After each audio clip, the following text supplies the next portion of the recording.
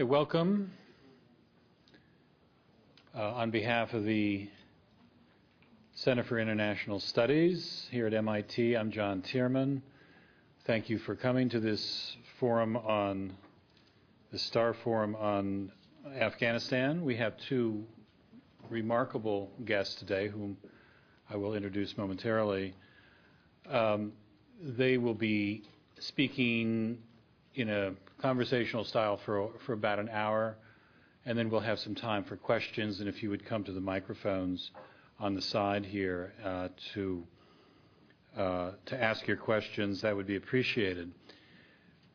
I also remind you of an event next Tuesday, May 5th, 4 o'clock, at the Broad Auditorium on Iran. We have a distinguished group of analysts, including our own Jim Walsh, looking at the nuclear issue and other things, looking forward to the presidential election in Iran. It's 4 o'clock at the Broad Auditorium next Tuesday. Today we're very pleased to have two members of the MIT community who have been great additions just in this last year. First of all, using, I guess, seniority as my guide, I'll introduce Admiral Willam Fallon, who has been the Robert Wilhelm Fellow at the Center for International Studies since last August. Regrettably, these are his last days here on the campus, but he will be continuing his relationship with the Center and MIT. Admiral Fallon served for 40 years in the U.S. Navy with great distinction, including periods in which he led the Pacific Command for the U.S. military and the Central Command, which of course includes Afghanistan. That was the last assignment in his distinguished career. And to his left is Fotini Christa, who is an assistant professor of political science here at MIT. She joined us last fall. Fotini earned her doctorate at Harvard and spent some time there at the Belfer Center, among other things. Her interest in Afghanistan is quite well developed. She has done a great deal of field research in Afghanistan. She's published on the role of local elites in civil wars, and is headed back to Afghanistan in a few days. She's had a great deal of contact with U.S. policymakers, among others, about Afghan policy, and we're very keen to hear from her as well. So we're going to begin today's session with Fotini asking questions, and we're going to have a conversation which you can join in a little while. So please welcome our guests today, along with me, Fotini and Admiral Fallon. Thanks very much for coming. Admiral, I will start with a question indeed. It's actually kind of motivating the question with a fact.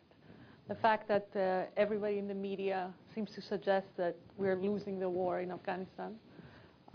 They're basing this statement on the fact that civilian and military casualties are on the rise, the fact that large parts of the country are under Taliban control and under the control of insurgents, the fact that corruption is rampant, there is no provision of services in many areas of the country.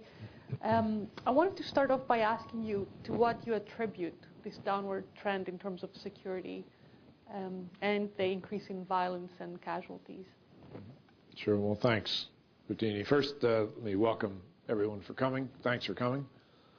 And I know there's some pretty stiff competition because the Dalai Lama is on campus, and I've heard that the food display out there is much better than here, so I can understand the challenge, but we're happy to see you here. I have one, before I answer the question directly, I tell you that there seems to be an attraction to bad news, and so whenever things get quiet, it seems that certain folks in the media exploit whatever's wrong with whatever's going on of the day, and we tend to get into the negative. Many of the things that they highlight, of course, have a flip side, and there are aspects of activities in Afghanistan that are going well, and that have been vastly improved certainly since Taliban days. But there's certainly been an uptick in violence and in casualties both to coalition forces and to the population. I think there are a lot of dynamics here. First, things don't stay the same. There's always change in progress, and you have a number of influencers.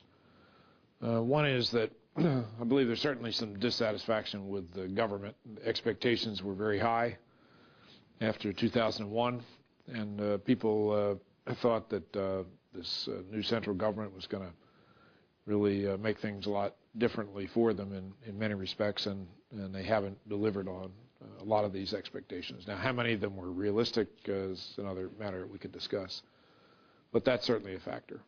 Another is that in the last several years, it seems to me that the manipulators behind the scenes, and there's a big hand at work here with the international terrorist Al-Qaeda network that have done a lot of organizing, training, and equipping of these insurgent forces. They had moved the focus of activity to Iraq, and that became a pretty inhospitable place for them over the last couple of years, and I believe most of them have either disappeared and never coming out of Iraq, or those that could left. And I think that they're ensconced up in this area along the border, PAC-Af border, and they have renewed focus on this area in Afghanistan as well as Pakistan. They've also attracted an international coterie of bad actors to support and supplement their activities, and I think that's an influence. Another one is that because people have been disaffected inside of Afghanistan, it's been easier for these folks to recruit people to help them in the various local fights that are going on within Afghanistan. The situation in Pakistan has encouraged more of the same behavior, and now we have an emboldened insurgency within Pakistan that is not feeling the pressure. For example, in the summer of 2007, the PAC military actually began to squeeze them pretty hard from the east, and I think that caused them to be very concerned about their backs, and I saw a significant drop-off in their effectiveness inside of Afghanistan. Now that pressure is not really very effective against them, I think they've felt free to operate. The reality of more coalition forces within Afghanistan presents more opportunities for them too, and so there's a few parallels with Iraq. As we introduced a stronger force, a larger force, the number of attacks on that much more numerous force increased, and I think you got some of that. So quite a few of these factors are coming together that collectively have resulted in an uptick in violence. Well, this is a comprehensive overview of the factors. You talked to us about some of the local actors, basically the government not delivering. You talked to us about some of the local rogue elements, insurgents, international rogue elements, Al-Qaeda. You didn't quite mention another aspect, kind of what we may have done wrong. We, in terms of the international community or U.S. presence. Arguably, people said, we gave up on Afghanistan after we moved in late 2001.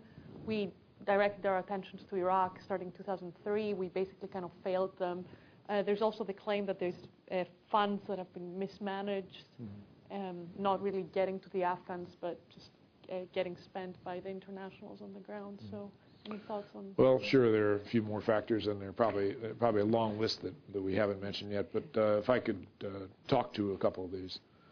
The effectiveness of the international community in the business of support to the young government of Afghanistan has been substandard, certainly not in line with expectations. I'll speak of my own. I find that it's sub-optimized. I think there's far too much individual dealing, and we're lacking that cohesive, coordinated effort that might really make a big difference. After 2002, when the Taliban were pretty much routed and cleared out, things quieted down, and there were other things in the world, as you indicate. Iraq began, and so we put a lot of attention over there. There wasn't a whole lot of need for a large force in those years. I think in 2002, 3, 4, 5, after a pretty significant hiatus in violence, I think a number of factors. The insurgents became reinvigorated, and they began to move back into the country and to recruit people who were becoming disaffected after a couple of years of failure in the eyes of some for the government to deliver. We didn't have a lot of troops, certainly the U.S. side. This deal was done to invite NATO to come in and do their first out-of-area operation. And the environment in which, in my opinion, countries volunteered to send forces was pretty benign back when they raised their hands and said, sure, we'll help. That environment began to get a little more difficult, and then we saw behaviors change among a lot of the contributors, and the effectiveness of these contributions, not only in the diverse nation-building piece, but in the security aspects, began to become problematic, in my opinion. So you have a significant number of people on the ground. They're not of a mind to do many of the things that really need to be done in the security areas. And so we've now found ourselves in a position in the U.S. of having to supplement these forces and to significantly ramp up the number of people to try to provide a security umbrella to do some of these other things. So a lot of churn, a lot of factors, and probably a lot more that other people might want to talk about later. Yeah, no, absolutely. So you already made reference to the additional troops, 21,000 troops going in, 4,000 of them apparently primarily focusing on training. To what degree do you think that's a sufficient number of troops? I mean, clearly the AFPAC strategy that the President has outlined has other components to it as well. It talks about a civilian surge. It involves discussions with the Taliban, addressing the issue of Pakistan. Do you feel that's a comprehensive strategy, and do you feel the different parts are adequately integrated? What are your thoughts on this? Well, my thoughts are that the complexity is increasing, and owing to events within Pakistan, the challenge is much greater. It's been my contention all along that you can't just deal with Afghanistan because there's so many problems that transcend the border. The Pashtun ethnic homelands, if you would, traditional homelands, overspread both countries. And that particular group doesn't recognize the border between Afghanistan and Pakistan. And so now we've seen a decline in security in a major way within Pakistan. You've got what so far has certainly been a very weak performing government in Pakistan. They seem to be grasping at straws in their approach to dealing with a group of folks in the Fatah and the western reaches that are essentially the same people with the same objectives that we've been trying to deal with in Afghanistan. And so the dimensions have increased. I believe we have to come up with a comprehensive approach to deal with the entire area. Hence the in vogue term now, I guess, is AFPAC or PACAF, depending on where you happen to be focused today. But I think that's correct. We're going to have to deal with the entire area and probably a little beyond that as well. But I believe that it's going to take different approaches. We are not in a position, certainly, to march ourselves into Pakistan and say we're here to help and act in the same way that we're doing in Afghanistan. And so we're going to have to rely on Pakistan to figure out a way to pull up its boots and to get moving in this area of security in the West. We have some relations with the PAC security forces. Those relations suffered for quite a while during a period of sanctions in which we had little to no engagement with the PAC military and caused them to question our interest in their welfare or future whatsoever. And so for us now to try to step in and be effective in a major way, the reality is we're hobbled by this legacy that we created for ourselves with the sanctions. However well-intentioned, the net result is we're on pretty thin ice in our credibility with these folks. So we're going to have different approaches on the Pak side of the border than the Afghan. But I think these efforts are going to have to be coordinated if we have any idea that we might be successful. Yeah, this is absolutely how also Ambassador Holbrooke was kind of outlining the policy. And a former Pakistani ambassador who was in the audience kind of stood up and basically objected to the idea. Is that right? Yeah, he said that, you call it AFPAC, you call it PAC-AF. What we want is PAC-PAC. We basically think that there should be a policy just about Pakistan. They have issues with the fact that Pakistan is only being addressed as kind of an extension of sorts to the instability in Afghanistan. And she was outlining the fact that there's a completely different narrative in Pakistan. We basically present the problems in Afghanistan as, instability in Pakistan. They see the problems, they see it the other way around. They basically see Afghanistan causing problems to them. They think that this narrative basically needs to be addressed. They also don't understand the pressure that's being put on them to basically withdraw their forces from the border with India without seeing some sort of pressure on India before they actually do that. So it was just interesting to see how they were kind of interpreting this AFPAC in ways that was not fully. I think you make a really good point, Fotini, and that is that things are changing constantly. And it may well have been a couple of years ago or more recently that we viewed activities in Pakistan as an extension of Afghanistan. That's not the case now. And in fact, as we are facing extended challenges within Pakistan, there are many other dimensions of this. You mentioned the Indian dimension. It's very, very significant because here's a country, the two countries which have been at odds with one another for decades. They've fought several conflicts between themselves, and their militaries have been focused on the dual perception of their biggest challenge being across that Indian-Pakistani border. I don't believe that's the case anymore. It hasn't been for some time. But to get a nation, and particularly a security force like the Pakistani army, to completely refocus itself on this other threat, which presents another dimension of challenge to them, very, very different than the conventional approach that they had been, we believe, addressing the Indian, their perception of an Indian problem. Very, very different. And so, of course, people who would like to keep the instabilities going will seize on these facts. And the recent bombings in Mumbai, for example, perpetrated by people who have the same objective of destabilizing Pakistan. And they're not stupid. They can see that if they can instigate trouble over here, that's just going to tie down the mindset is going to stay tied to this Indian frontier instead of maybe moving out more aggressively to the west to address what's probably a much more serious problem today. Right. Different than yesterday, and this is a reality of life that we have to try to stay up with.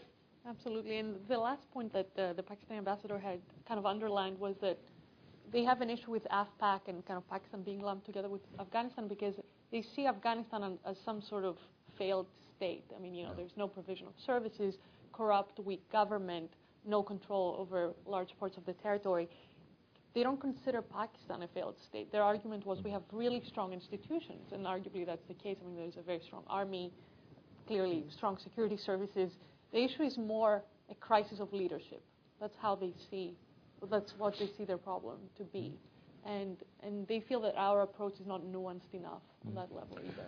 I think that's a revealing commentary that, and we should, I think, accept part of that, or I would propose that we accept part of that as to be expected of an independent nation that's proud of its history and its past and its accomplishments and wants to be recognized as such.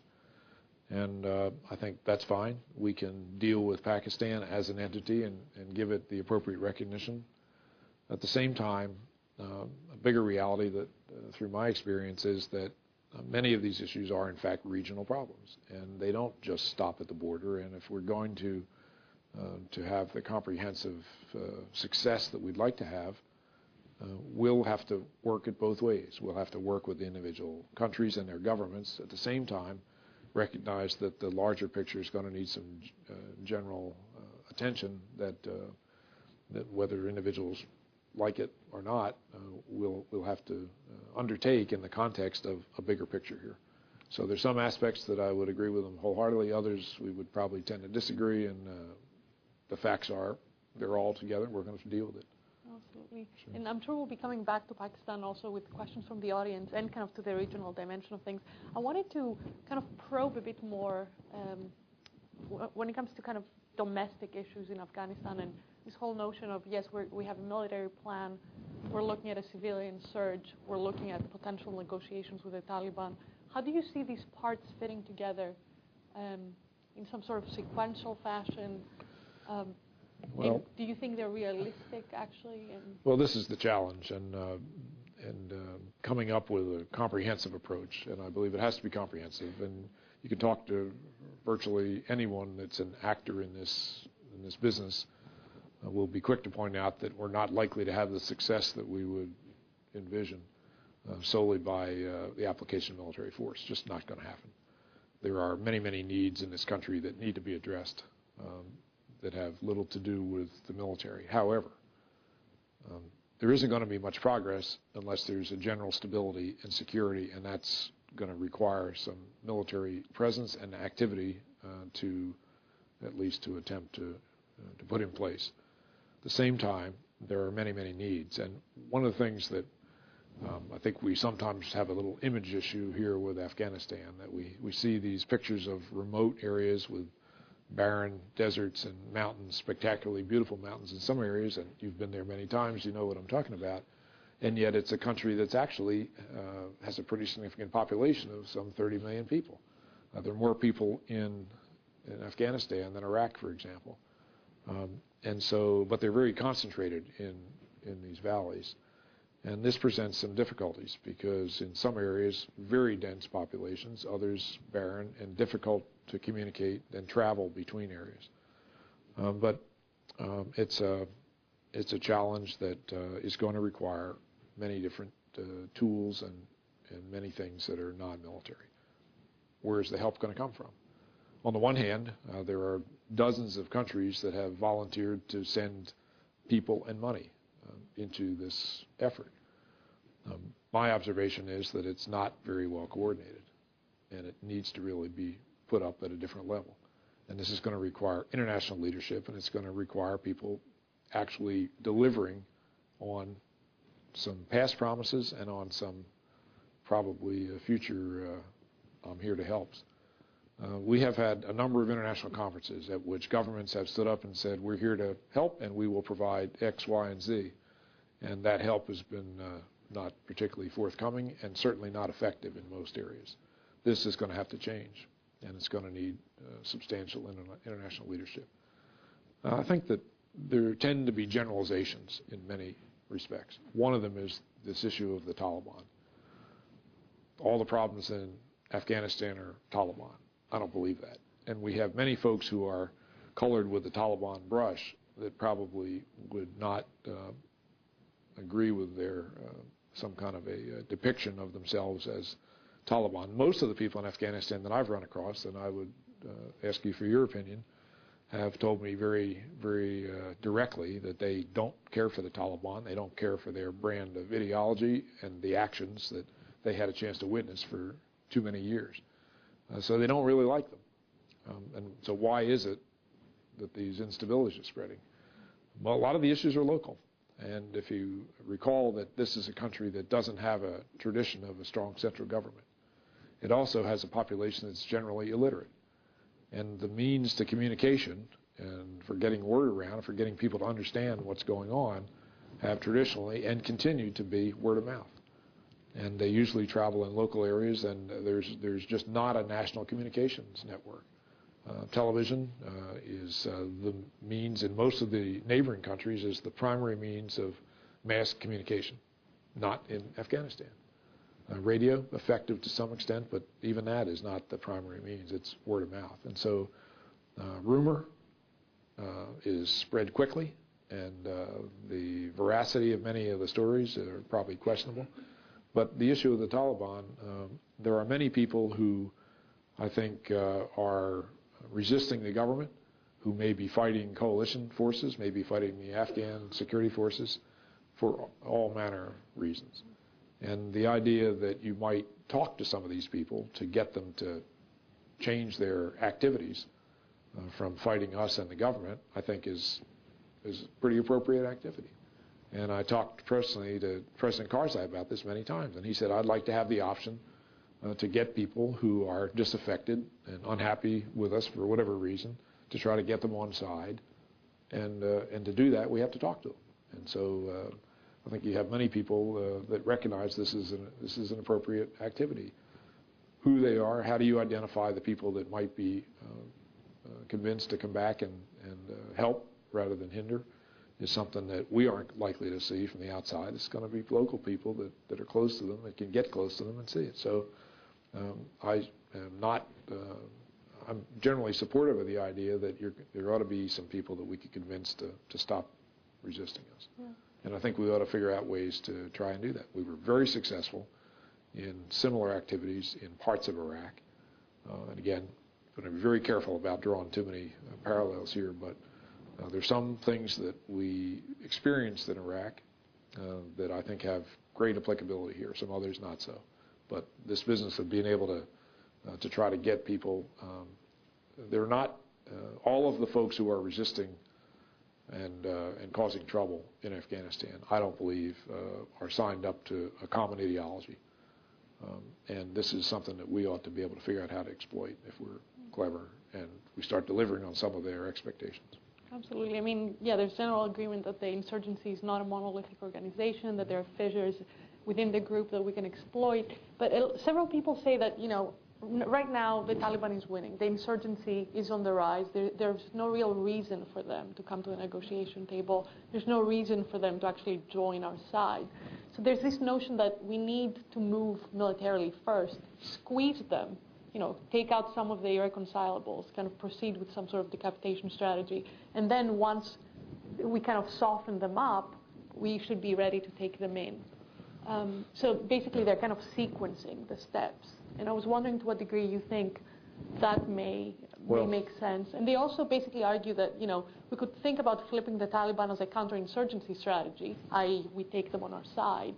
But we should also, in order to make it sustainable, to make sure it sticks, because, you know, the Afghans are infamous about switching sides and changing sides. We need to also sell it as some sort of kind of broader reconciliation strategy.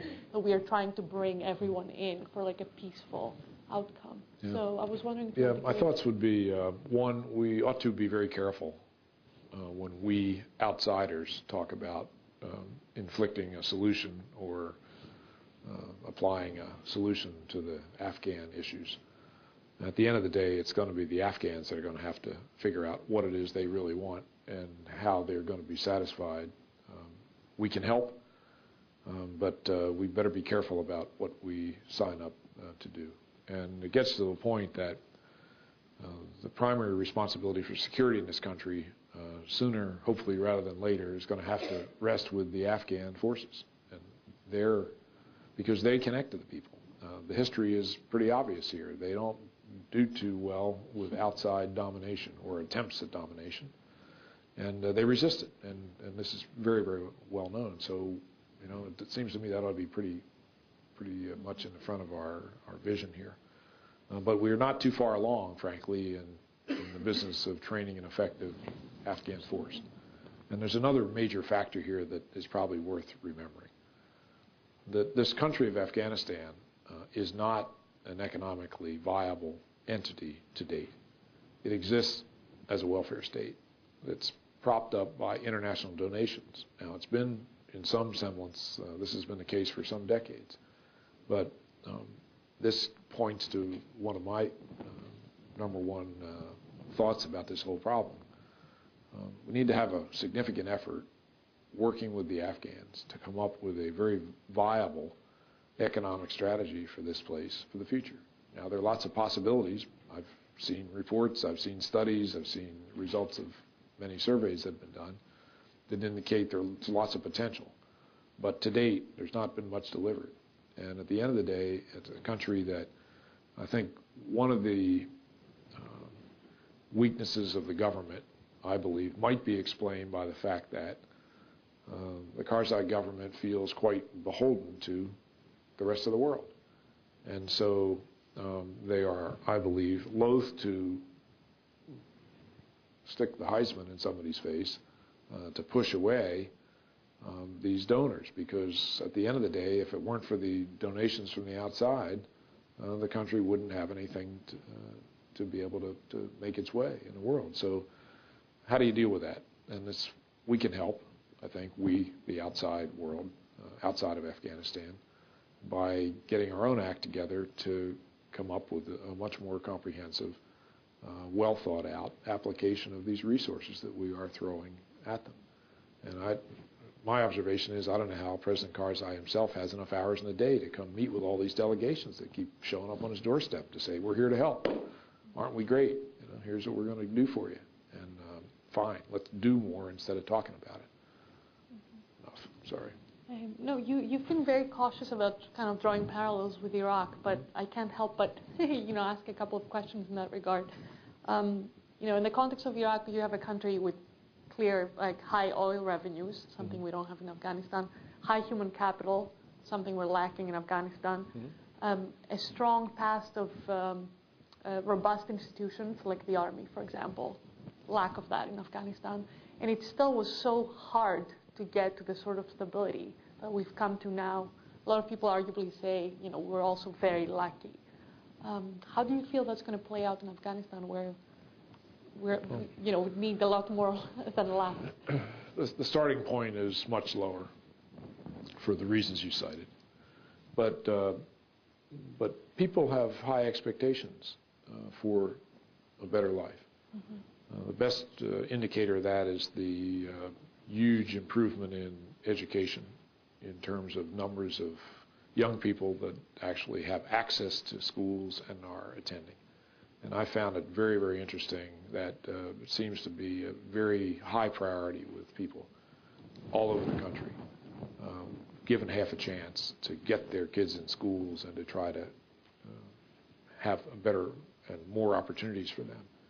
And this indicates to me that they get it. They kind of know, but they have all these other issues. And another fact that I think is just a reality in this part of the world that we, particularly in this country, may not recognize, and we probably, and I'll speak for myself, have difficulty understanding, that there are cultural and behavioral patterns within these societies that have put a premium on certain things for centuries. And it's very difficult to change. And one of them is that the allegiance within the families, the following traditional behaviors within families and within groupings in these enclaves and where they live is really strong. And so if the historically recognized leader tells them we think we ought to be doing this, they may not think that's the right thing, but more often than not, they're going to do it because the tradition is really strong. And so we have a lot of different factors that are coming to play. And of course, the insurgents, the zealots, and particularly the outside instigators, are going to try to exploit this to the best of their ability. And so it makes for an interesting time. But there are some fundamentals with the people, their desire for a better life, the fact that they've experienced the Taliban, they've seen the pain, they've watched the buffoonery of these characters and some of the things they've inflicted on people that are just, they're abhorrent, and they don't like it, and they're struggling with these things. So what's this mean? It means that at the end of the day, the outsiders are unlikely to be the people who directly influence the change in behaviors. People that are much closer to them, of their own kin, their own religion, their own tribal traditions, are much more likely to succeed. And that's a significant undertaking.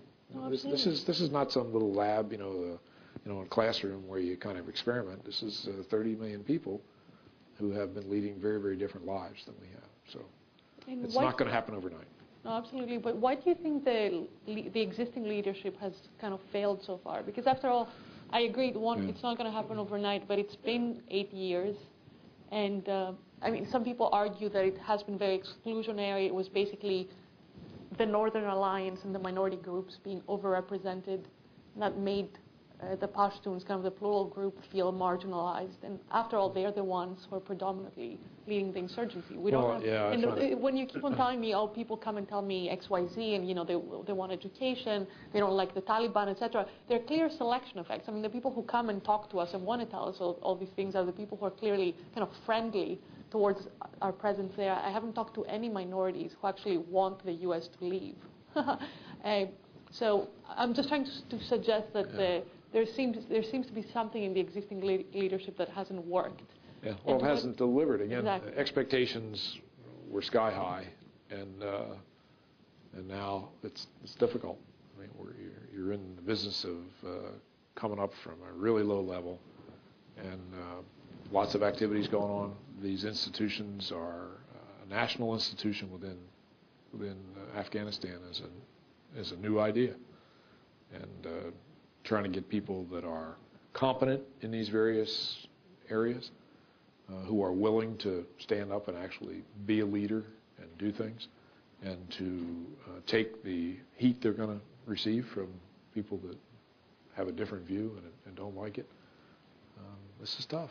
You don't just drop off out of a tree and suddenly know how to run a bureaucracy that's going to take care of 30 million people or even 10 million people. But it is pretty interesting to me that the majority of the trouble is still in the Pashtun ethnic areas. President Karzai is one of that group. Many of the other regional leaders are of the same tribal and ethnic persuasion. And this tells me that there are internal issues that are going to have to get resolved with these people. And trust and confidence, pretty low with many of them. The corruption factor you mentioned before, the drug influence and the debilitating impact that has on the country.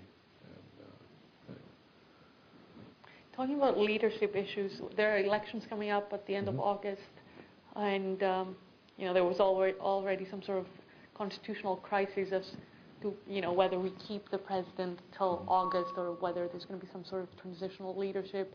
The U.S. decided to back the existing president, in a way signaling, maybe inadvertently, maybe not, that he's kind of the candidate of choice. I was wondering what your views are about the upcoming election, to what degree it's a critical election. I mean, it's going to be kind of in the middle of the heat of the fighting season, because the Afghans like to fight when the weather is nice. So. President Karzai has been the leader for a number of years. He was pretty widely accepted when he assumed the presidency. It's going to be difficult, I think, to have new leaders of the stature that he has enjoyed. But this is one of the things they're going to have to wrestle with as they get into the government that's elected by the people and where people have choices. So I think we'll be very careful. I would expect that we would be very careful and not be trying to influence the outcome in any major way. We'll certainly support the president because he's the leader of the country now, and they're very, very dependent on him. He's been very effective in getting outside support that's absolutely essential, since they're not self-sustaining. And so, as with most people, there are goods and others. The bottom line is that they have not delivered effective governments within the country, and they're going to have to do better, or I'd expect that the majority of folks are going to say, let's go try somebody else. Oh, absolutely. So we'll see. It'll be interesting. What's interesting is we have the opposition candidates basically saying that we are playing into this incumbency factor and basically, helping him even more, and he's using the resources of the state to promote his campaign, which I guess happens in the Western world as well. That's not particular to Afghanistan. But what's interesting is, the kind of general statement, we are not supporting any candidate all candidates to us are, we are the same in some sort of or other. People in Afghanistan don't buy that, not just because they are conspiratorial, which they are, but they also believe that there has to be, the U.S. has a horse in the race, and everybody wants to be with a winner at the end of the day. I think we would be well advised to tamp down that kind of talk. And the responsible media ought to be taking a good look at themselves before they get very carried away with this program. It's going to be the perception of support to the existing government is undeniable in terms of we're supporting the government any way we can today to try to increase the stability and security in these institutions that are trying to grow. And so because we're supporting the government in its current efforts, I'm sure some people are going to see that as, well, they obviously like him and don't like us. Tell me a viable way of doing something else. Anyway, that's kind of off the subject. But I think this is one where we don't need to be throwing gasoline on that fire. Let them figure it out. Let them work it. We aren't going to just walk away and say, well, wait a minute, they're going to have an election this year, so we'll just go down to parade arrest and won't do anything and let them grovel here for the rest of the year until they come up with a new friend. It doesn't make any sense. But again, you're going to have people that are going to throw rocks in every direction, particularly those that would be in opposition, and they're going to look for support any way they can or try to paint a picture that would be inclining people to have sympathy with their position, good, bad, or indifferent, and I'm not going to make a judgment on that. Absolutely. And I mean, you keep on making reference to our allies in the field and how they haven't kind of followed through their commitments. And at that dinner in D.C. Last week, there was also Michael Ignatieff, who's kind of the liberal candidate of the opposition in Canada, and he was basically saying the only way we got the sort of commitment that we have on the ground from kind of our populace is because we have made it clear that we're going to leave in 2011. So there's kind of a clear exit date, and that's the only reason why the Canadian people feel there's some sort of legitimacy in their presence there, because it has a certain end. And there are clearly many dilemmas to announcing an exit date and having an exit strategy. But I was wondering, to what degree, how do you feel about the attitude of allies in that sense? I mean, Canada is the third biggest kind of presence. Yeah. Well, many people in the world, many countries have been courageous in sending people, and we've had many soldiers that have lost their lives or been seriously wounded in these efforts. And we certainly salute their courage and performance. On the other hand, I mean, the idea that you say, well, okay, there's a fire in this house, and I'm going to give you 10 minutes worth of work, and if it's not done, too bad, so sad, we're out of here, is a pretty interesting approach that's not likely to be very successful. So the idea that we, for whatever the reason, these are obviously political decisions, we're going to do this for a period of time and then we're done. If I were on the other side of the fence watching this, I'd be pretty happy with that. And let's see, I can either sit and do nothing, or I could instigate an earlier departure, or I could whatever. I think the real challenge for us is to sort out a comprehensive approach to this thing that's going to be effective. We'd like it to be effective in the shortest possible time, understand that. But the key thing is effectiveness. We've got to end up with some results, or we're really just throwing resources at a problem that's not going to get anywhere. Absolutely. And talking about results, I was wondering what you think would be the main components of an effective kind of counterinsurgency strategy on the ground. To what degree should we just be focusing on kind of counterterrorism, or there should be a more extended campaign? Should it be about protecting the population? Should it be about protecting, entrance points like the Korangal? There have been claims that we should be giving up on those outposts and kind of focusing our limited forces in different ways. What's your views on that type of kind of more military specific? The views would be, it's a big country and there are many different issues, and we need to approach them in a manner that is appropriate to the child, the problem, the region, the people, and the circumstances. We've already talked about the fact that it's got to be a comprehensive approach. It's not just a military thrust is not going to solve the problem. But these things have to be coordinated. There are some bad actors. There are some known international terrorists that are at play here, some major people. And we have an international effort that's attempting to grapple with this problem, and I would think that we would continue to do that as one subset of activity. There are areas of the country that need a comprehensive security application. There are other areas that, frankly, don't need that.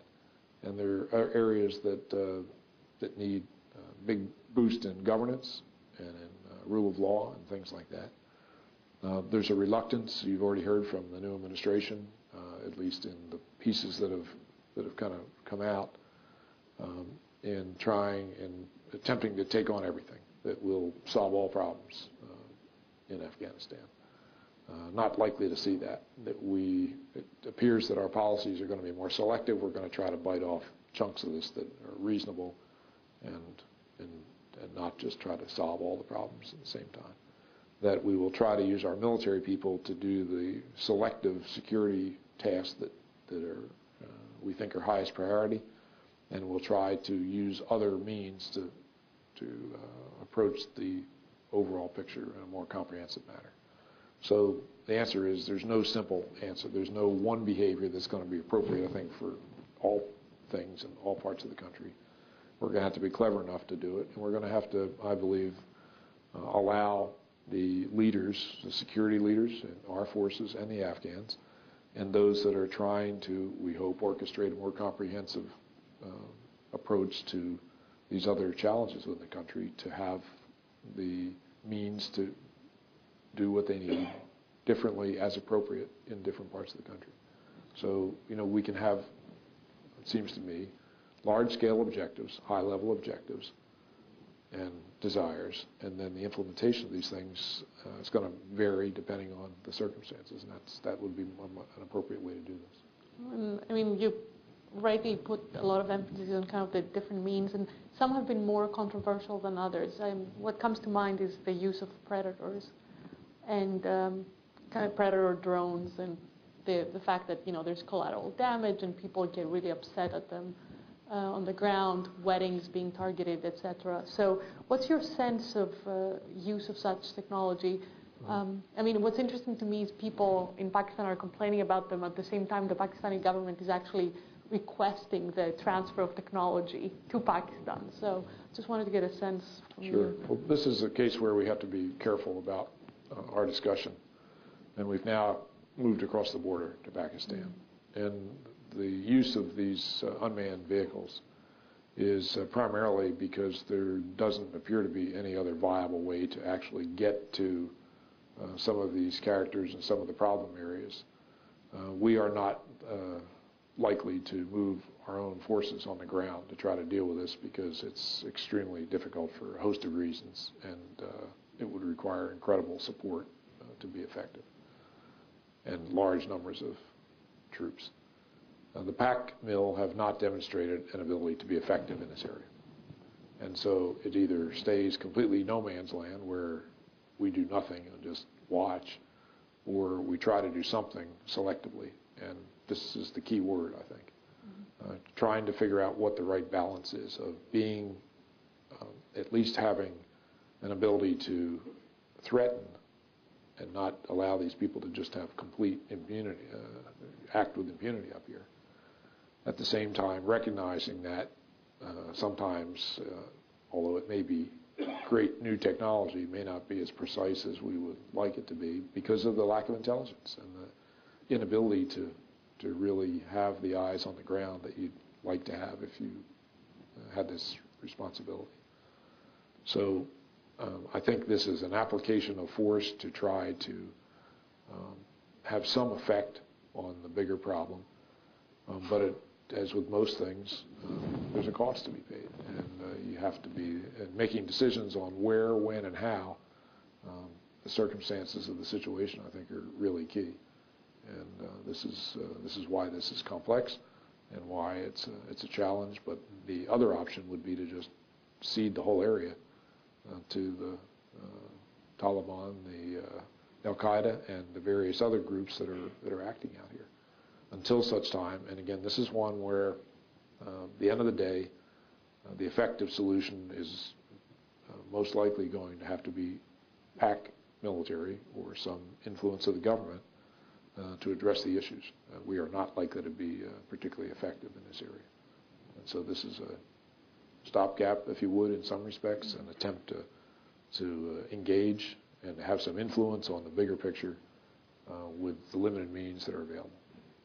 Now that we're back kind of out in Pakistan, I wanted to revisit the issue of the regional dimension to the conflict. And we've talked about Afghanistan, Pakistan, but there are clearly other actors involved, Iran, India, Saudi Arabia, Russia. To what degree are we engaging them enough? To what degree is there more room for engagement? Well, this is, my thoughts on this are that we can't effectively deal with Afghanistan without including the rest of the neighborhood. Each country brings its own issues and impacts to this situation. We could run around the horn and talk about them just lightly. India plays in several dimensions, the biggest one being the historic enmity between India and Pakistan and the influence that has on Pak perceptions. And the perception of threat from India and the perception that India, because they may be perceived as a threat, would entertain any activity on the other border of Pakistan to kind of keep them off balance and, at least in the minds of the conspiracy theorists, destabilize the situation by having a second front against the Paks. Okay, you got to deal with that perception. It may not be reality, but you still have to deal with it. And so, but India has tremendous potential in other respects in a very positive way. There isn't a viable economy, an export economy within Afghanistan. There are a lot of mouths to feed in India. There are a lot of needs in India. There are also many needs in a very poor population in Pakistan. The potential to take some of the things that might be agricultural products, for example, and people have talked about these things, but it really hasn't been well developed. And I'm not sure that it'll work, but my sense is some of it would probably work, that you could actually get some trade going. I felt for some time that Central Asia offered some unique opportunities here. Because of the realities of geopolitics during the Cold War, all of these countries north of Afghanistan, being part of the former Soviet Union, were acted in a way that was supportive of the central government of the Soviet Union. And to cut to the quick, that's most lines of communication from Central Asia run back to the northwest of Moscow. That's been the traditional avenue of trade and economic exchange. And it's difficult to change that, even though a decade has passed, a decade plus now, of a different political spectrum.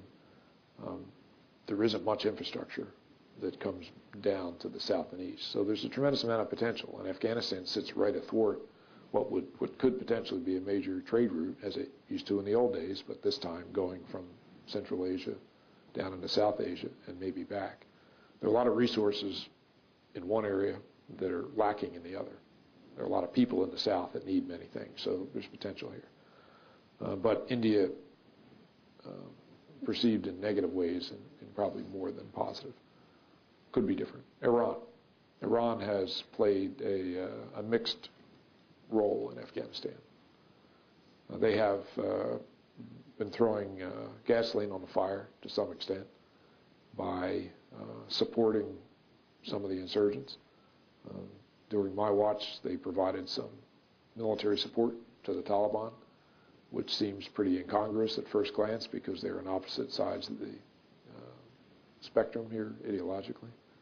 But I think it was a way to poke us in the eye, and so they did it. I don't think there's a lot of it going on, but there was certainly some of it. Iran would like to have a reasonably stable neighbor on its border in the east, just like they'd like to have a lot of influence over its border in the west. And so they pay a lot of attention to activity in Afghanistan. The immediate area of Iran to the west of Afghanistan is not a particularly economically vibrant area. And I think that there's a bit of a mutual dependency here that could be exploited to the positive. Meanwhile, what the Iranians have been doing is investing significantly in the economic viability of Western Afghanistan, particularly around Herat. And I think you may have seen some of this firsthand. There's quite a bit of infrastructure development that owes to Iranian investment and activity, and it's actually been pretty positive in many respects. So, for example, in my conversations in the past with President Karzai, he recognizes this duality too, and I found him sometimes being highly critical of Iranian activity and involvement in the country, and some other times he was pretty happy because they helped him a lot in the Western area. So it's a mixed bag with Iran. And I think Iran is probably acting with both hands in this way.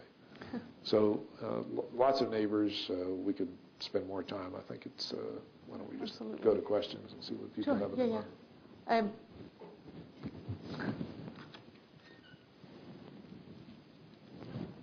If you have questions, just come up to the microphone. This is the easiest way, and we'll just go back and forth. I do have a question I'd like to start with, if I may, and that is about Iran. A little bit more about the recent developments, I think, with on Afghanistan. It's been reported, I'm not sure how reliable the reports are, that there is a U.S. delegation talking to the Iranians about overland routes, supply routes through Iran to Afghanistan, and that the Iranians are interested in part because of the drug smuggling problems through Iran and into Iran from Afghanistan. Do either of you have any recent information or views on that question? Because it does seem that this could be a basis for further cooperation between the U.S. and Iran with much broader implications. I don't have any inside information, to be honest, other than a lot of talk about the Herat-Mashhad railroad line that is being built, but I don't think that's going to be done anytime soon to assist us with any operations. But there's definitely a lot of discussion of what could be done to help us. I think that everybody's trying to be very careful in how that's done, exactly because of the complicated relationship we have with Iran, and also because Iran had clearly helped us in 2001, especially in terms of intelligence. But in recent years, there were also allegations that they were assisting the Taliban in attacks against coalition forces. So there were some also kind of tensions in that regard. So people have been quite careful in how to approach them. I think that it's not very realistic to talk about supply lines coming through Iran, certainly not for military support or anything that would even remotely resemble that. It's just too difficult. And where does it enter Iran, and how does it go? And the supply lines that we'd probably be interested in are likely to come from the sea, and they're just not developed at all in western or in eastern Iran. But I think the point you make is a good one about the drugs and the potential there. My understanding is the impact of drugs coming from Afghanistan into Iran has been significant and very negative. And the Iranian government's pretty unhappy with the extent of the growth of a drug abuse problem within the country.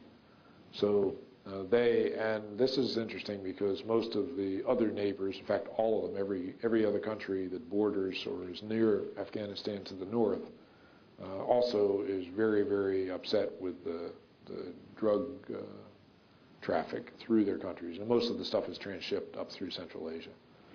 So the countries in the north are looking for ways to collaborate. They don't have a good history of working well together with one another, but they're looking for opportunities.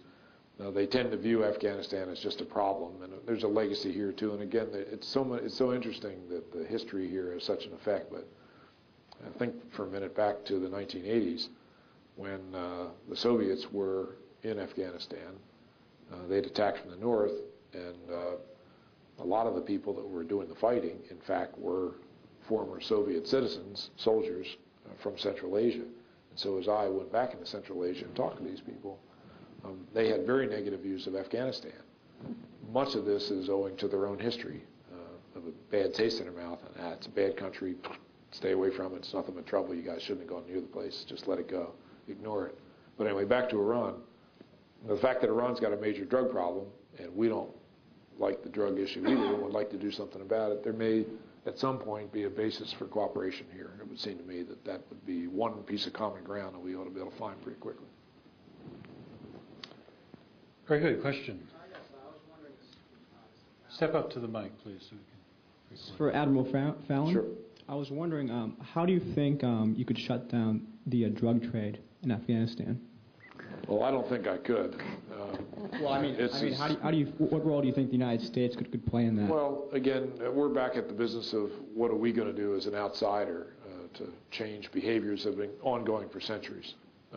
Now, the amount of drugs, who knows what they really are, but I'm told that this has ebbed and flowed over the years, and it's probably on the rise now for one primary reason, the demand. And the demand is in the West. Now, you could say, well, most of the stuff is purportedly going to Europe, and it's their problem. Well, we have a problem with drug abuse. Europeans have, and so do many others. But it's the demand which generates the cash, which generates the interest, and why this stuff continues. We are going to have to, I think, have a comprehensive approach to this. And I'm not naive. Look at the many years we've been working with the Colombians and others in Latin America. Yeah. And from my observation, we have yet to put much of a dent in the problem. So we could flail away at it, trying to cut off the supply every day, but as long as we're creating a demand, and I say we, this is the collective same group that's here to help in Afghanistan, I mean, we ought to really be taking a look at our comprehensive behaviors. I don't think for a minute we're going to solve the problem by going and burning all the poppy fields in Afghanistan. But more to the point, at the local level, this has been a viable activity and one of the few economically viable activities in the country for centuries. Right. So it's not just going to go away. Mm-hmm. And we are going to have to be working with them for some alternative economically sound means to give these people a livelihood. It isn't just going to be stop doing that and we'll think of something tomorrow. We're going to have something, a deliverable. And from my 2 cents, we got a lot of work to do because I haven't seen a project that is adaptable on a wide enough scale to make a big impact over here. But I'll give you another 2 cents. It's been my observation within Afghanistan, within those parts of the country where there is strong local leadership at the governor level of the province or lower, that there's an effect, a very positive effect. And so this tells me that if you get the right people in the right positions, they can put a dent in this. Now, granted, the biggest problem is in the south, in Helmand. That's been the most insecure area. Happens to be the Taliban heartland, happens to be the center of insurgency, blah, blah, blah. But there are other areas of the country that are pretty much drug-free. And they haven't always been that way, but they are because leadership. So this is not going to be a one-shoe-fits-all type of approach that's going to be successful. And I don't for a minute think it's going to be something that's going to be doable in a short period of time. But so, I wanted to reinforce you've your been in last many point. places. What do you I've think? been in several of those places, and we've actually conducted surveys, and it was interesting to see there were areas with high poppy production in kind of our baseline survey, no poppy production now. There are areas in the north that are under kind of government control where poppy eradication was promoted, but there was also replacement, alternative crops, and people following through with a portfolio of different types of crops that actually offer a higher yield to the farmers. There's monitoring involved in areas where there was eradication, but because they're under insurgent control, farmers went back to it. But it's interesting to see the variation in different areas of the country. So I just wanted to reinforce the government point that you made at the end. So there is kind of hope, but not in the middle of an insurgency. Yeah, I wouldn't also, I don't want to leave you the impression I say throw up my hand and say, yeah, it's too hard, forget it. Not at all. But it's going to take a very measured, much more localized approach than I think some people would seem to think. Just take care of the problem, go spray the fields and they'll all die. Thank you.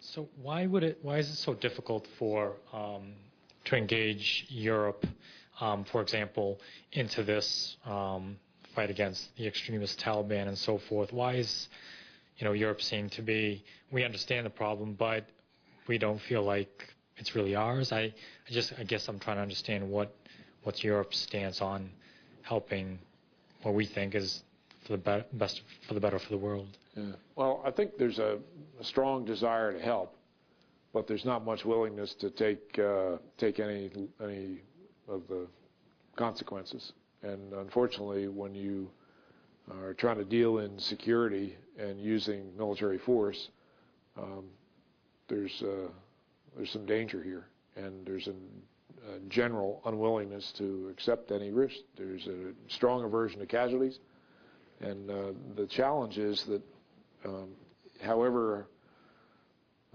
high-minded or positive the desire and the approach might be, when you end up handing orders to your soldiers that prohibit a whole list of activities, you become ineffective. Basically, unfortunately, a waste of time and effort. And this is a problem, because it has more than the repercussions are not just that the people that are there aren't doing anything effectively. The observation of that ineffectiveness by the local citizens and the potential insurgents and their instigators makes it a triple whammy. And so you have ineffective action observed by the bad guys who will try to exploit it in some manner, and then locals who have to bear the brunt of an occupation of sorts, however well intended, and the consequences of bullets and shrapnel flying around, and a huge disruption to whatever they might like to do otherwise. And so it really weighs pretty heavily on the situation.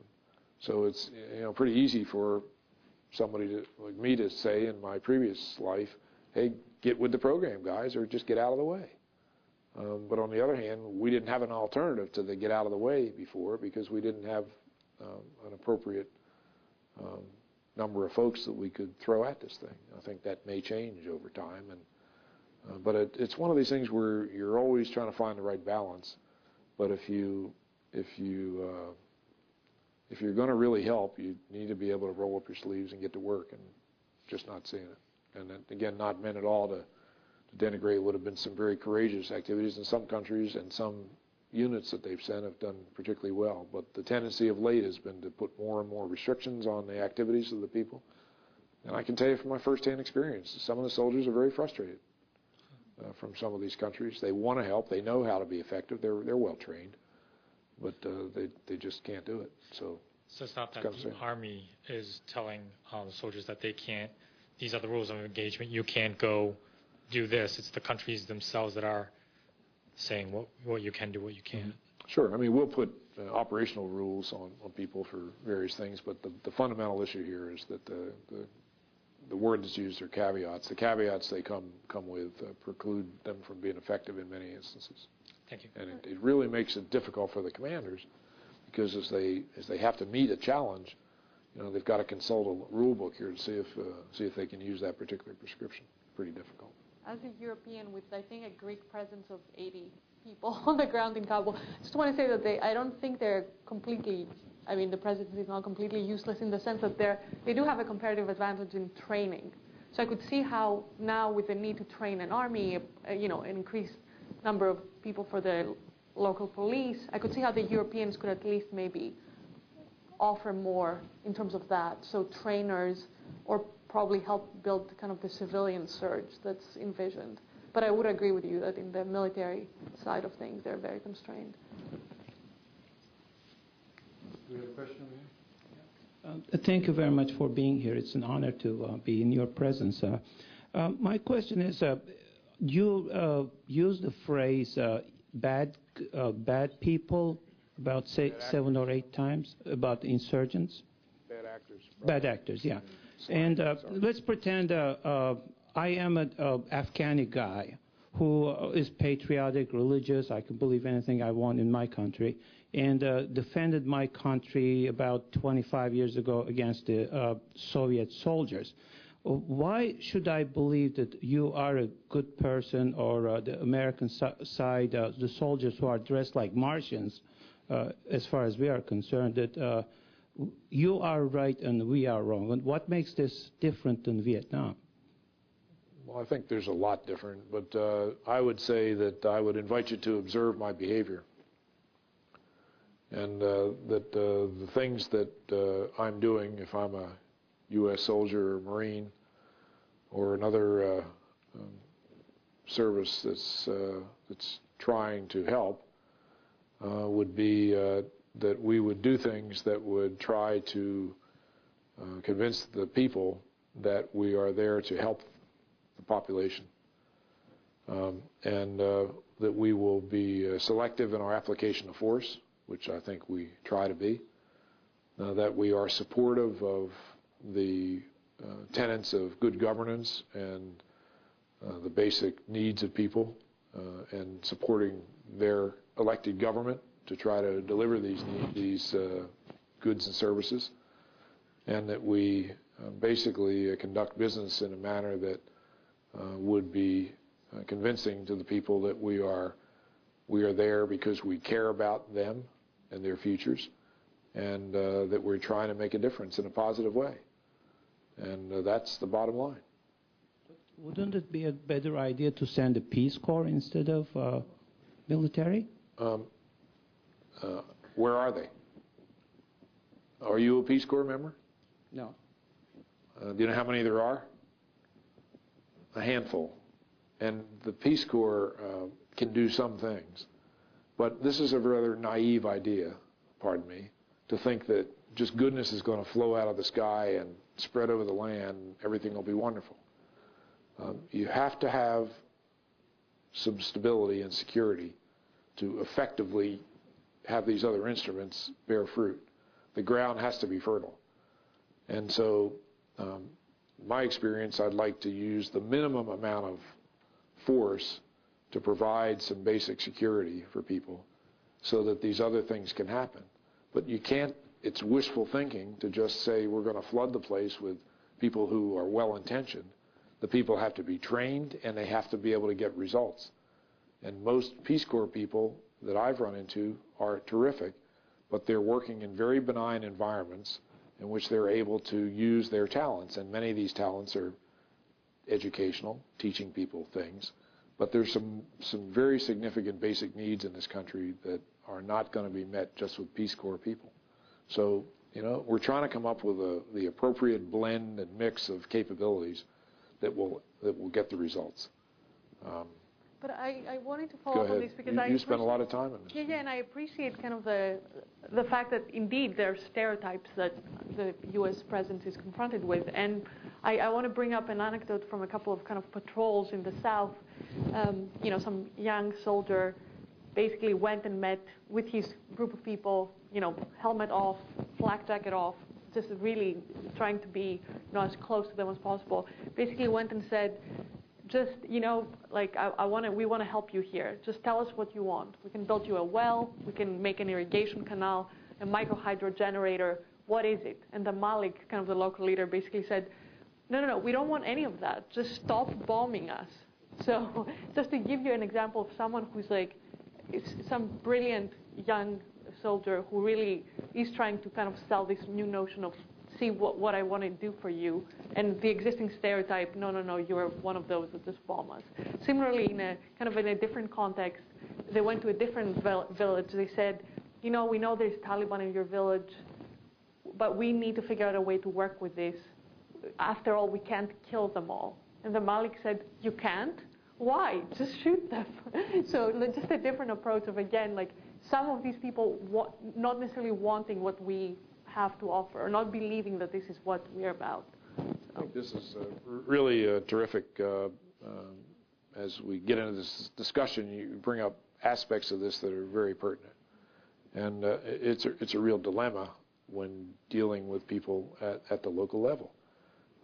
If they have Taliban or insurgents that are in their midst, and they have a presence that's been supported or facilitated one way or another, they're going to be very nervous and very anxious to just get away, because the presence of these foreign forces is likely to end up in conflict, and so other bad news will spread. On the other hand, they don't really want these people in their midst, Most of them would love to be free of them.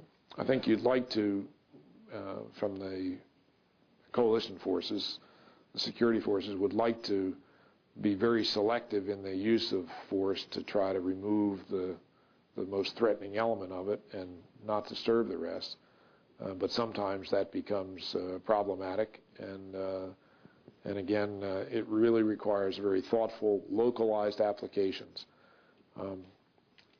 Getting our people close to the people, the local people, the natives, to get accepted and recognized that we're really not here to kill everybody. We don't want to do that. We prefer to figure out a way to remove this thorny element from your side and end up with a better life. But it's very difficult, and there is no simple answer. You don't just walk away or just come in and stomp on people. You've got to figure out some way to try to be effective to get results. But again, at the end of the day, we can do a lot of things as outsiders, but the local people, leaders, are going to sooner or later have to rise up and take charge of their own futures, or it's not going to be successful. And what we can, as we try to minimize our direct application of force, at the same time we're trying to grow an appropriate leadership among the local people, is often a very difficult challenge, and not one that's going to be solved overnight. We only have a few minutes. What I'd like to do is, since people are standing at the mics, that you all ask your questions as briefly as possible now, and then we'll have a sort of a collective wrap-up set of answers, okay? So we can start here. Thank you. I was wondering if you could give more of a flavor of who the Taliban are, beyond just saying they're these religious ideologues. What type of an entity is it? Is it a single entity that's spread over Pakistan and Afghanistan? Is it based in one particular country, stretching into the other one? What makes them economically viable? And what are really their military capabilities? Thank you. Okay. Yes, since there's such a long history of outsiders coming into Afghanistan and Afghanis feeling that outsiders have created problems, if we approach the local leaders and offer to provide improved medical care, could that be used as one of the methods of gaining their trust and having them see these outsiders as possibly people who can make their lives better? Admiral Fallon, I'm wondering if you could talk a little bit about the Obama administration's decision to separate India from Ambassador Holbrooke's portfolio of Afghanistan and Pakistan. And much to my understanding, that was due to India's lobbying the Obama administration to separate themselves. And I'm wondering what you think the impact of that is. Is that a benefit to separate them, to appease India's sense of separating from their westernly neighbors, or will it be an advantage, or what? Did you have a question?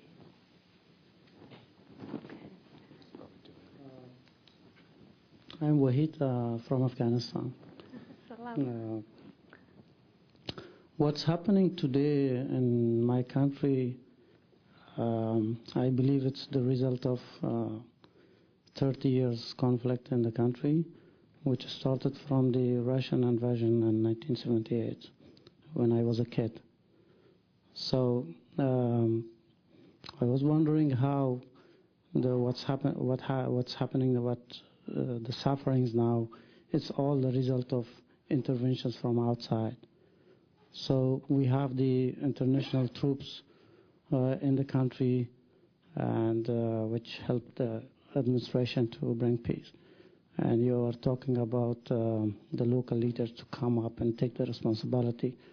I was wondering, having the international community troops in Afghanistan and how the local leaders can come up, and having the administration led by Karzai that receives support from international community, how those local communities can come up and take the lead in the country. And the other, you mentioned about the drug that centuries, I think, as far as I have information, the drug issue started in Afghanistan after the Russian invasion, and there are statistics that it increased after 1978-79, and especially in the last decade. So that's what I think, that it has been increased because it was used as a tool against the Soviet Union troops, that there are, I think, several Russian troops were returned to Afghanistan who was addicted to drug. And you also mentioned about the high expectation. I was wondering what high expectation. We expect peace and security, and I think that's not a high expectation. We have 70,000 international troops, 70,000 police force, 70,000 Afghan National Army, but 8 years passed, but you cannot live in Kabul in peace. So I don't know, with the new strategy, what do you think, how soon the international community will be able to bring security in the country? Thank you. Thank you. Last one. Regarding the low contribution of allies, particularly the European allies, I think it's a general impression that there was a lot of support for the operation after September 11th, which waned after the invasion of Iraq. How much of the low contribution and this reluctance on the part of Europe do you think is pretty steady and unlikely to change? And how much do you think, particularly from leftist parties and governments in Europe, is actually a legacy of confrontation between European allies and the Bush administration? And therefore, would the Obama administration have some more leverage to get contributions from the allies, particularly with a shift of emphasis from Iraq to the Afghani operation? That's a pretty good range. Oh, absolutely. We've got 2 minutes. While the Admiral is jotting down notes, I feel like I could take the question on what is the Taliban and what do they look like. And I agree with you. We use this kind of catch-all phrase, the Taliban. I prefer to call it the insurgency, just because they are not a monolithic group. There are at least 3 big components. You have kind of Mullah Omar's Taliban that has a lot of control in the south. Then you have the Haqqani network, which is in some areas in the east. You have Gulbuddin Hekmatyar's Hizb Islami, which was basically a big jihadi group during the jihad against the Russians, and has transformed itself and morphed. It used to be an opponent of the Taliban, now an ally since they are facing a common enemy, that being the U.S. But arguably, these are the 3 groups, the 3 bigger groups, but they're smaller subgroups. People claim there are up to 40 different groups, be they tribal, political, or otherwise, that are involved in the insurgency. How big are they? Estimates range from 5,000 to 15,000. 5,000 being the U.S. estimate, 10,000 being the Afghan estimate, and 15 being the Pakistani. And I'm more inclined to side with the Pakistanis on that. Of course, there's also the Pakistani Taliban, which is on the other side, and there are different local leaders involved. The Haqqani network has the best connections with kind of the Pakistani Taliban side, but they are a distinct group, arguably working more and more together, especially as they call it, to confront to come up with a counter surge for the new troops coming in. So it's interesting to see the new cohesion within the group. But based on the information we have, the thing you keep on hearing all the time is we don't know much about them. We don't know much about what they look like. That's why it's so hard to engage them.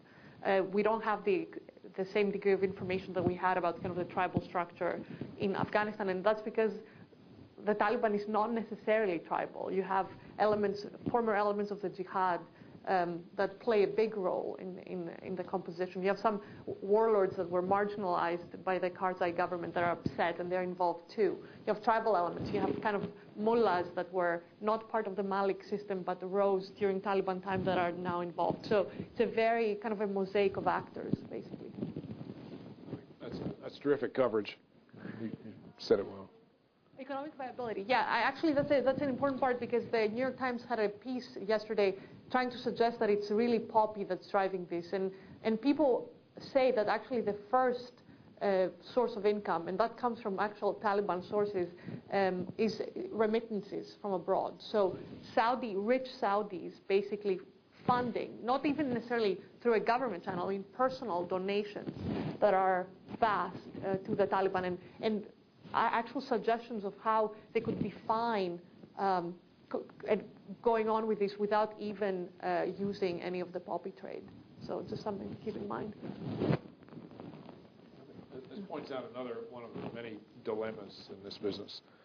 Now, the mere presence of Western forces, both military and those that are trying to help in other ways, serves as an attraction to those zealots around the world that really don't care for our society and the way we conduct ourselves. And so those who have been supporting this anti-Western, you could put lots of labels on it, activity, see this as an opportunity to recruit more people to say, here's your chance.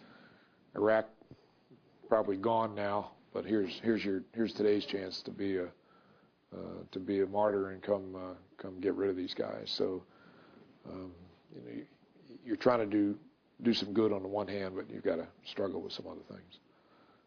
The question, the comment about the impact of medical care, it's just phenomenal.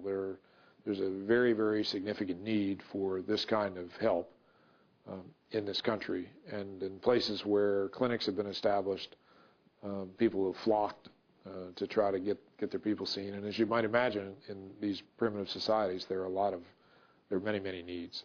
So that is one of the main attractors when we have our forces go up into areas that have not had these opportunities before, is to very quickly make these services available to the people. And this is one, again, where it would be terrific if we could have a local flavor here. And again, back to the gentleman's question at the end, we'll get back to about the, what is it that the local leaders can really do. If the people had the sense that their needs were going to be addressed for the long term, they know that we're not going to be there forever. And on the one hand, they'd be only too happy to say, go away, but not too quickly. But if they thought that their needs would be addressed in the long term by an Afghan government-supported presence, I think they'd be pretty happy. And growing that kind of competency is one of the many things that people are trying to undertake now. And there are lots of NGOs that are over there trying to help in this area. The Indian question here about it's an interesting challenge, and in my experiences in some of my previous assignments, we assign responsibilities to people. In the case of an American military leader, for parts of the world. And in my case, the dividing line at one time was between India and Pakistan. And in other parts of the world, there were dividing lines. For example, in my most recent domain in Central Command, had a dividing line between Egypt and Israel, and between Jordan and Israel. And yet trying to deal with the problems of that region exclusive of Israel was pretty difficult and challenging. But there are other factors that come in and say, well, there are these historic enmities and the challenge of relations between the Arabs and the Israelis, and so therefore we'll help you out by keeping you on this side of the fence. So I don't know all the details of what lobbying may have gone on behind the scenes, but I know that Ambassador Holbrooke had a significant challenge in just trying to bite off Afghan and Pakistan. I don't believe for a minute that you exclude India. There's certainly going to have to be many discussions and many aspects of this, as we've already covered in, at least peripherally, that will benefit from Indian engagement. And so I think the reality of life will be he'll focus on this part of the world, but he's certainly going to need help from the Indian side, and whether he does it personally or whether he has subordinates or colleagues that help him out on the diplomatic side, they'll try to figure out a way to do it. But we haven't figured out a way to have a universal application without having somebody irritated or feeling badly about it, and it's kind of one of the prices to be paid. I want to take a stab at Sure. Wahid's question and comment on, interveners and how upset people in Afghanistan are with them, and the fact that, they just come in and actually, instead of bringing stability and peace, they just create a mess. And I appreciate the comment very much. At the same time, there are also these statements that, Afghanistan was forgotten, that, after the jihad, there was all these, we could have helped them get a stable government, and instead we just left them in their own devices, and what we had in return was, the intra-Mujahideen war, which looked awful, and then, the rise of the Taliban. So my argument is that I think it's an important point because it speaks to, is your expectation really just stability and peace? Because that would align with our incentives. I mean, Ambassador Holbrooke and General Petraeus also want some sort of stability so we can leave. But the people that I talk to about this on the ground, they agree that they want the military eventually not to be there, but they definitely want a lot of civilian presence in terms of, development, etc. So there are expectations that go beyond stability and peace. That's clearly the first. I fully agree with you. But people would be very disappointed if this was treated strictly as kind of a counterterrorism strategy. We get some sort of equilibrium and we leave. So at least that's my impression of the existing situation. I think historically there's a challenge here. We've had many examples of people from around the world who have volunteered to go help in different parts of the world in response to challenges. But the dimensions of trying to take a nation of roughly 30 million people and to bring it from a condition of general poverty and general ignorance and low education levels and many other issues, and to bring them up to expectations, some of theirs, some of ours, is a very significant task, and it requires huge numbers of people to be effective. And they're just not out there. The Peace Corps does a terrific job, but I can tell you that even in other countries of the world that were in the Central Command region that were much more stable and much less problematic for people being in the countryside, we just didn't have enough people.